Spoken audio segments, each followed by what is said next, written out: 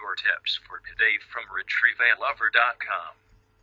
How do you keep the passion burning even after you have said I do? Marriage should be a happy time for a couple. You have survived the rigors of dating and courtship. Now it is time to reap the rewards and spend a pleasant life together.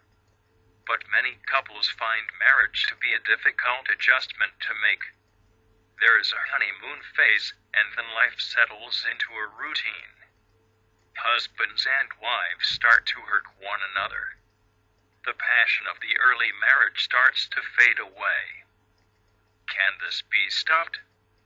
Of course it can. With some work and communication, two people who love each other can continue to love being married to each other forever. As women, there are certain things we can avoid, things that are instant turn-offs to men in marriage.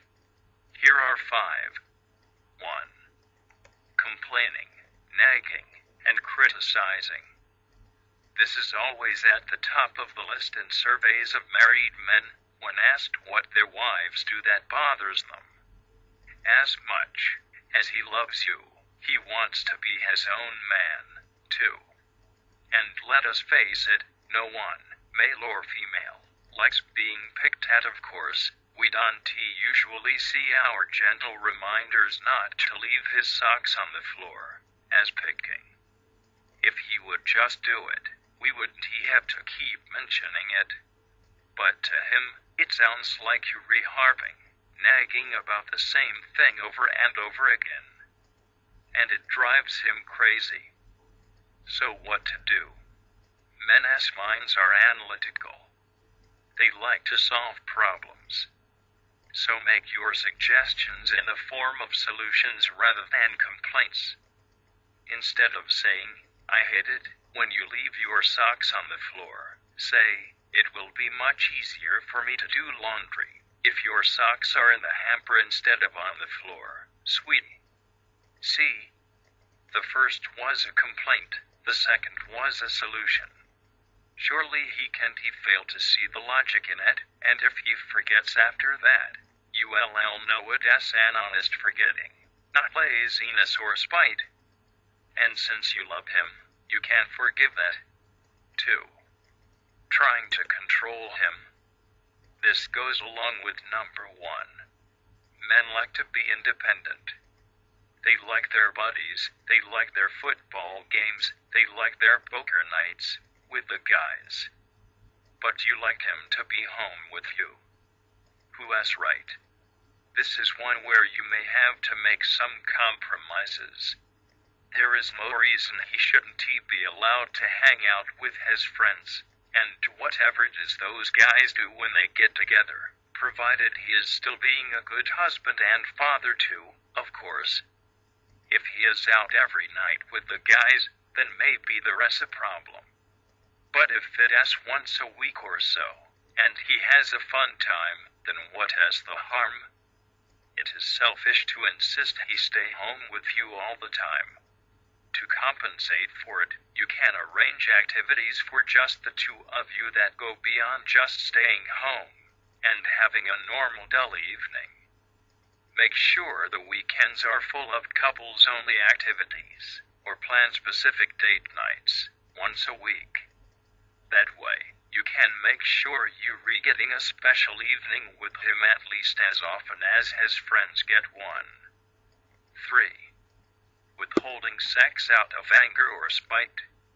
Your husband should not expect you to have sex whenever and wherever he wants to. If he is a typical man, he wants to have sex more or less constantly, so it is not really feasible. But he shouldn't have to contend with you using sex as a weapon against him, either. Sex is the most intimate part of a relationship, and some consider it the most sacred. Either partner using it as a way of controlling or hurting the other one cheapens it. If you're angry with your husband, talk to him about it, calmly and rationally. Do not withhold sex and then make him guess why. Those kinds of games are beneath you. 4. Letting your emotions control your thinking.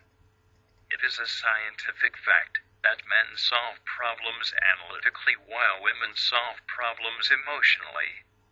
It is also a fact that that difference is what drives both genders the craziest. Still, that does not mean you should let your emotions dictate everything you say or do. It does not make any sense to refuse to go to a party with him tonight because he failed to notice you got your hair cut earlier today. That is emotion talking. When you feel yourself getting emotional, that is fine. You are a woman. Emotions are part of who you are. The trick is to avoid making decisions when you're in that state. Wait till you have calmed down again and become your normal self. 5. Letting yourself go physically. This is a touchy subject because it usually happens to both spouses. You're both so busy with work, home, and the kids that you stop exercising and get out of shape. But it is men who are more likely to complain about it. One solution is to make it a joint effort. As you notice yourself slipping into poor eating habits and zero exercise, talk to your husband.